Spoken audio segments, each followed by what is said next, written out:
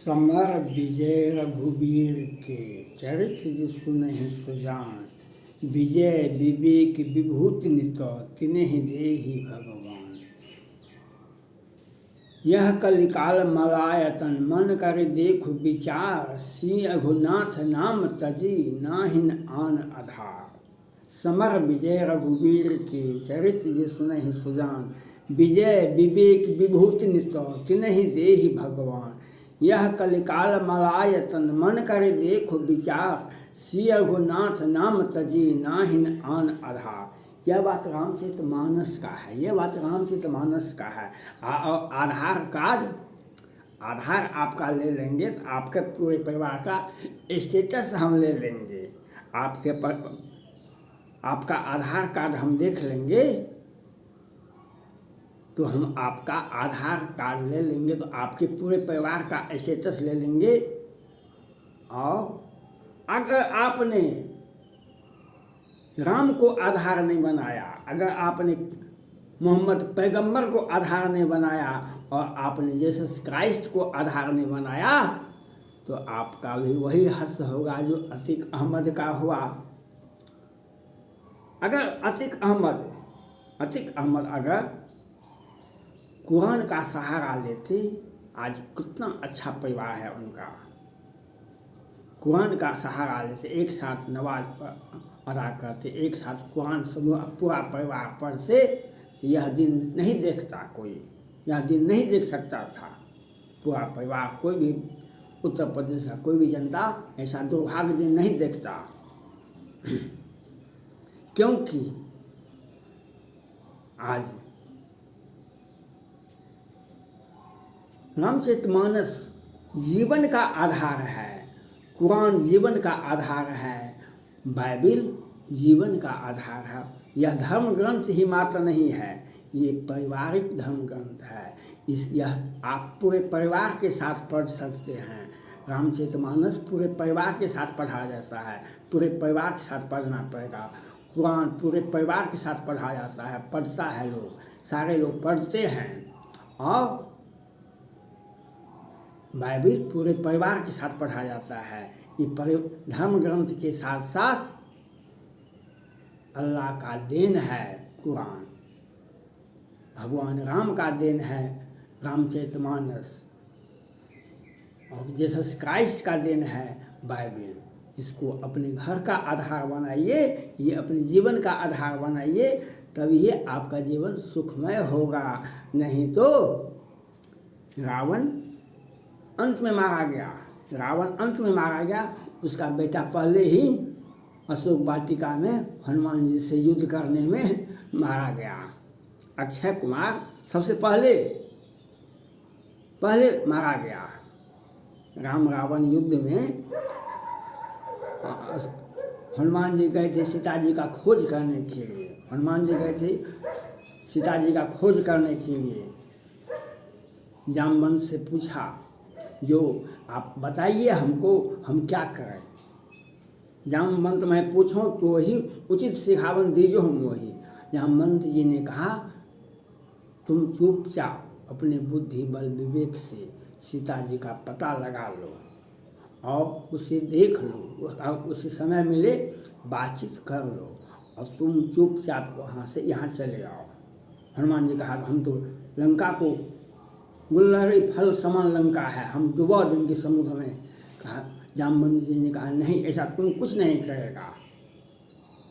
तुम जाके सीता जी से भेंट कर लो, सीता जी का हाल चाल, उसका दुख का समय, दुख में उन्हें एक सांत्वना तुम दे दो और तुम चुपचाप चले आओ। तब सीता जी से हनुमान जी जाके मिले थे अशोक वाटिका में। और तो हनुमान जी ने जब लंका में आग लगा दी, समुद्र में स्नान कर लिए, पूछ बुझाए खोई समझाई लगो बहु जनक सुता के आगे ठाठ भयो कर। माँ तुम मोहित दीजिए कछु चिन्हा, जैसे अघुनायक मोहित दुन्हा चूड़ामणि उतार तब दयो हर समेत पवन। कहूँ तात तुम ही अब जाना, तो ही देखी शीतल भय छाती पुण्य मुँह सो दिन जनक सुत ही समझाए करे बहु विधि दिन चरण कमल सुनाए कभी गबन राम पहिकिन। तो वही तुम्हारे देखने से, सीता जी ने कहा तुम्हारे देखने से हमारा छाती शीतल हो गया, और हमें तो वही दुख, वही समय आ गया जब तुम भी कहता है हम जाते हैं माता। मास दिवस मोहनाथ आवा तो पुण्य मोहित बाबा कहो। सीता जी ने हनुमान जी के माध्यम से भगवान राम को संदेश भेजे थे, ये आतंकवादी आतताई रावण अगर मास दिवस के अंदर में नहीं आते हैं भगवान राम, तो हमें ये रावण मार देगा। तो इसलिए आपको सोचना पड़ेगा, आपको विचार करना पड़ेगा। ये जो जिहादी गैंग है, ये जो आतंकवादी है, वह हिंदू में नहीं है, मुसलमान में नहीं है, मानव जाति में है। और उसका एक ही उपाय है आपको बचने का। आप हिंदू हैं, रामचरितमानस का अध्ययन करना पड़ेगा। आप हिंदू हैं, आपको रामचरितमानस का नित्य अध्ययन करना पड़ेगा। आपको किसी मंत्र तंत्र का सहारा की आवश्यकता नहीं है। और अगर आप मुसलमान हैं तो आपको कुरान को जीवन का आधार बनाना पड़ेगा। कुरान को आपको जीवन का आधार बनाना पड़ेगा। अगर आप क्रिश्चियन हैं तो आपको बाइबल को आधार बनाना पड़ेगा। नहीं तो ये बिहार में जहरीली शराब से मरता है, उत्तर प्रदेश में आतंकवादी घटना नहीं होती है, अपराध का बोलबाला होता है। सत्ता का संरक्षण में अपराध 40 बरस से कर रहा था, 30 बरस से कर रहा था, तो आज ये घरजालू जो कानून के विरोधी थे, वे आज घरजालू आंसू बहा रहे हैं। जब सत्ता में जब इतने लोगों को मारा गया तब इनके मुंह से आवाज़ नहीं निकलता था। आज भाई भैया रावण का अंत हुआ था, कौरव वंश का नाश हुआ, और शिशुपाल की हत्या किसने की थी? शिशुपाल की हत्या किस भगवान ने किया था? या क्यों? तो इसलिए कानून को पालन आप नहीं करेंगे, संविधान का पालन नहीं करेंगे, सरकार भगवान का अगर आप अपमान करते रहेंगे तो एक दिन आपको भगवान जिस रूप में हो उस रूप में आपको दंडित करेंगे। इसलिए आपको जीवन में बचने के लिए, आपको अपने जीवन को बचाने के लिए, अपने परिवार के जीवन को बचाने के लिए, अपने समाज के जीवन को बचाने के लिए आप रामचरितमानस का अध्ययन करना पड़ेगा। आपको बाइबल का अध्ययन करना पड़ेगा, आपको कुरान का अध्ययन करना पड़ेगा। और इसके बिना आपका जीवन अधूरा ही नहीं रहेगा। वही होगा जो गति तोरा सो गति मोरा, राम विमुखिया हाल तुम्हारा, रहा नुकुल में रोबन हारा। यह बात आपको देखना पड़ेगा, यह आपको सोचना पड़ेगा, यह आपको विचार करना पड़ेगा। क्योंकि आपने जो अपना जीवन को बर्बाद करने का कसम खाए हैं, आज वह जीवन तभी बच सकता है जब आप मुसलमान हैं तो कुरान का अपने घर में, अपने हृदय में रखिए।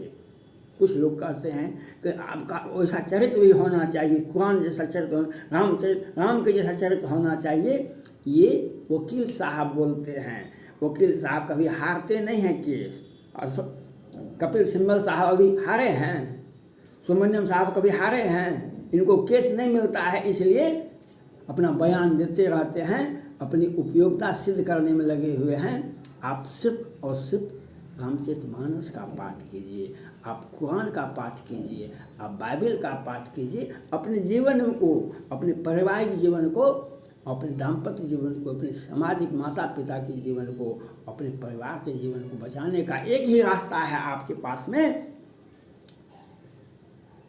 जो आप हिंदू हैं तो रामचरितमानस का अध्ययन कीजिए, और आप मुसलमान हैं कुरान का अध्ययन कीजिए, और आप क्रिश्चियन हैं तो बाइबल का अध्ययन कीजिए। नहीं तो आपको जीवन में, आज राजा भैया का भी अगर उनके घर में अगर रामचरितमानस का अध्ययन होता तो ये आज वे पत्नी से तलाक देते हैं। उनको यह ज्ञान नहीं है। सीता जी का मांग गलत था। सीता जी ने कहा था आपको हमको सोने का मृग ला दीजिए।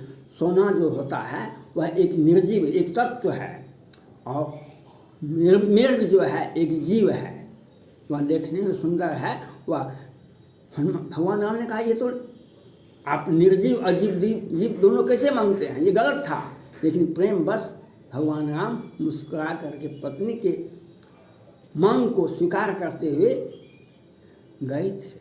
तो राजा भैया को यह नहीं सोच रहा है जो आप अपनी पत्नी को जो आपके वंश ला के दिया उसको आप घर से निकाल रहे हैं, उसे आप तलाक दे रहे हैं, आप अपने मौत को बुला रहे हैं, आप अपने दुर्दशा को बुला रहे हैं, अपने विपत्ति को बुला रहे हैं। यह आपको सोचना पड़ेगा, यह आपको समझना पड़ेगा। आपके जीवन में काला अध्याय लिखा जा रहा है, आपके जीवन में काला अध्याय लिखने का समय आ गया है। आज अतीक अहमद जैसे व्यक्ति को आज काला अध्याय देख लीजिए, आपका भी वही हर्ष होगा, क्योंकि आपके जीवन में राजा भैया के जीवन में रामचरितमानस नहीं है, अतीक अहमद के जीवन में कुरान नहीं था, इसलिए आपका दुर्दशा ऐसा हुआ। यही मेरा धन्यवाद।